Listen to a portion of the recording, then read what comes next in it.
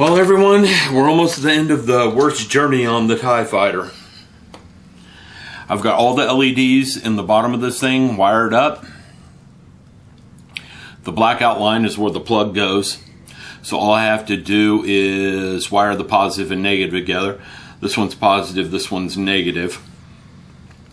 The two halves of the TIE Fighter fit together. This is what the fibers look like on the front half. It's not pretty, but it does work and they do light up. I melted them a little too much with the candle, but they should have went in after I'd done all this. After I'd done this part, they should have went in. I lost two of the photo etch parts while I was doing all this. I shouldn't say lost, because I have them. They came off. The photo etch does not take rough handling. One of you said the photo etch should have been done after I did this part, which is probably right. If I had to do it all over again, I would have done the interior first and then the exterior photo etch. But anyhow, I'm about to glue it together. I got my Tamiya orange out right here. I'm gluing it together, and this is going to be like a milestone. So I'll be back in a minute and show you what's up. Alright everyone, now this model has almost no seam filling to do. The top, when it was glued together up here, these seams almost completely vanished. I have a little bit right there, a little bit right there to work up.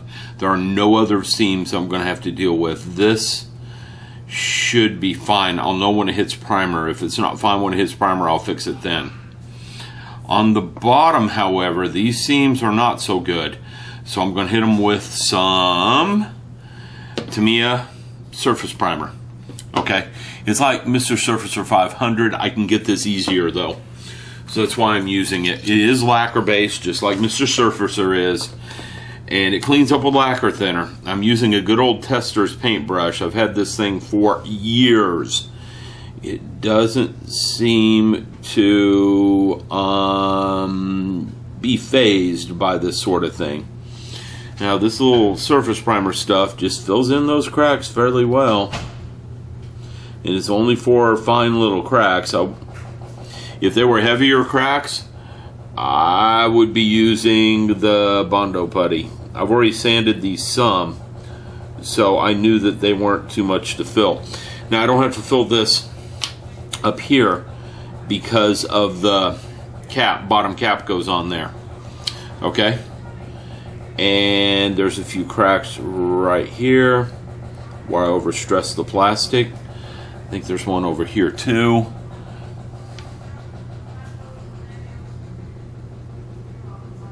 I'm going to go ahead and put this around there. Overstress the plastic just a little bit there. I'm going to turn this over. I'm going to put this stuff right along there. I don't have a whole lot of seam filling on this model. That is happiness.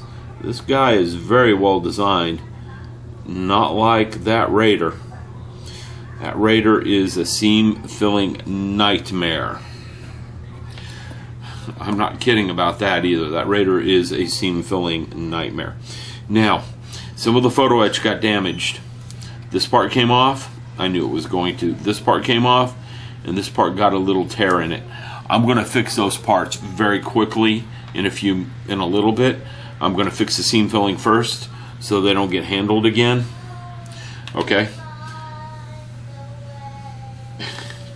And I'm almost done with the seam filling on this. I'm going to let this dry overnight. Let it dry overnight and lightly sand it in the morning. She'll be done. I'm going to work on getting the bottom cap on tomorrow.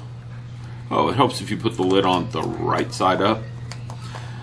Yeah, that helps a lot. I'm going to work on the bottom cap tomorrow.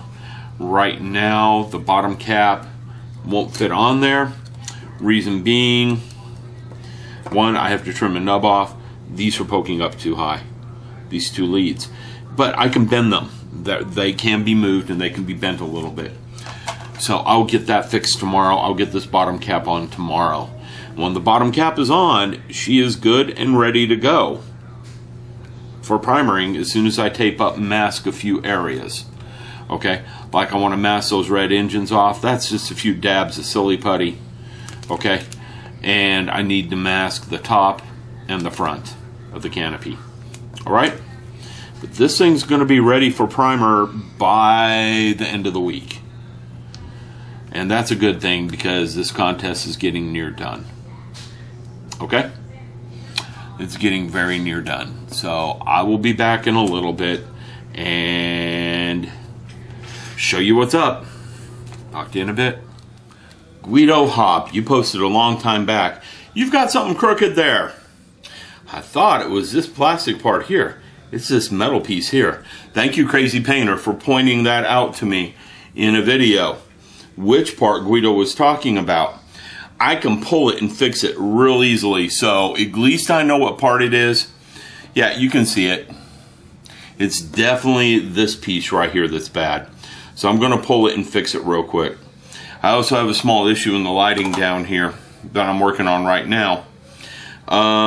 This LED lights up this fiber fine, but once I put the switch in there, I got to find a switch. Hopefully Mr. Thunderpaws hasn't run off with it. Once I put this plug in here, and the plug does fit in there, I'm just not forcing it right now. You have to maneuver it to get it in there. And I can get the one that's on the bottom cover in there. Once you put the plug in there, the fiber for this laser cannon is no longer getting light.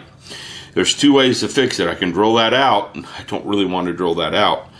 I don't think I'm going to be able to pull it out because it is related to, I mean, it's epoxied in. I mean, I might be able to.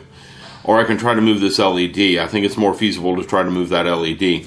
The black mark inside there is where this switch plug is going to sit.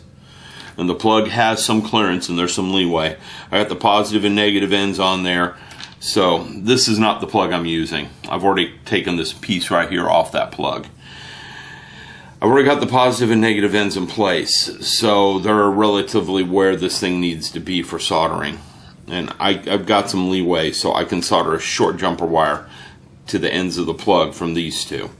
And it can be done. I know that. I just got to get this LED moved where it should be.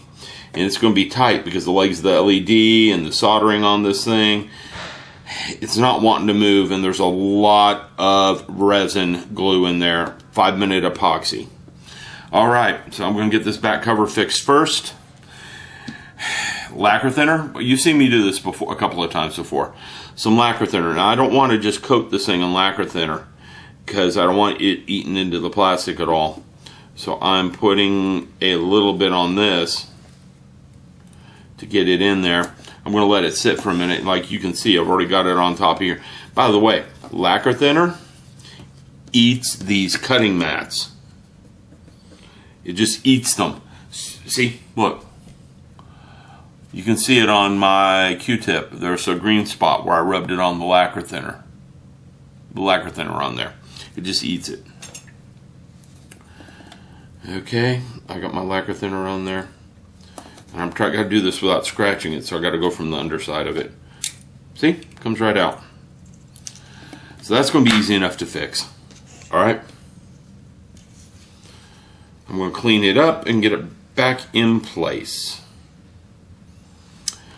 So, thank you guys for catching that and pointing out that I had that in there wrong. I don't know, I've been so careful with everything, I don't know how I made that big of a goof. But it's out, it'll be glued back in pretty quickly. That doesn't take much work. Alright, sorry. Hopes if you can see it. See, it's out. That doesn't take much work to fix. I'll be back in a little bit. I'm just going to clean this part up and make sure that there's no glue residual on it and just glue it right back in. Because lacquer thinner is really fun for removing super glue. And so does fingernail polish remover. Both of them just eat up super glue. Like there's no tomorrow. Alright, be back when I have something new to say. Alright, I got that repair done. Now let's work on LEDs. Alright, I got the switch placement figured out. With the switch canted at an angle like this, I mean the plug. Let me get that out of there. With the plug like this, an angle like this, the fibers in the front for the laser cannons are lighting up just fine. Okay, so I got that worked out. Now there's a couple things I have to do before I can solder and glue this up. This seam right here has got to get fixed. It's way too visible. When I put this on there, I don't really want to have to try to fix that next to this lip. So, and you can see that plug really is not going to detract from the model in the least bit. Not at all. So I need to fix this right here before I seal that up and solder this. So I'm going to go ahead and put some putty on this little bit of a seam right here. All the rest of the seams on are done. Okay? Anywhere there's supposed to be a seam, they're pretty much done. I've already sanded and smoothed, and I get this plug on there and I get that little seam done. This thing is going to be ready for primer pretty stinky fast. Yeah, that seam there is fine. Not to mention, you're really not going to see that right there. There's parts that go on it right here. I'm going to put them on tonight. So, I just got to fix this little seam here. I want to tell you guys, this is a good kit. If you don't put the photo etch on this, you could build this thing in a weekend easily. I mean, it is a good kit. Fit and everything are excellent. Tiny bits of seamage to deal with, and I do mean tiny.